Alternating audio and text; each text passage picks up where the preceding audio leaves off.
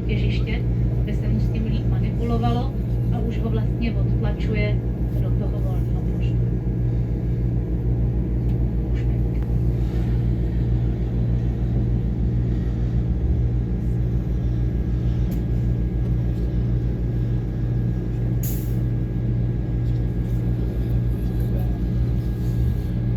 Bude nějaký, je to naměstnaný, tak jako stojíme my, tady vlastně v takovém prostoru za červenou čárou, aby jsme nebyli takzvaně ve stojánce, tak musí být i oni.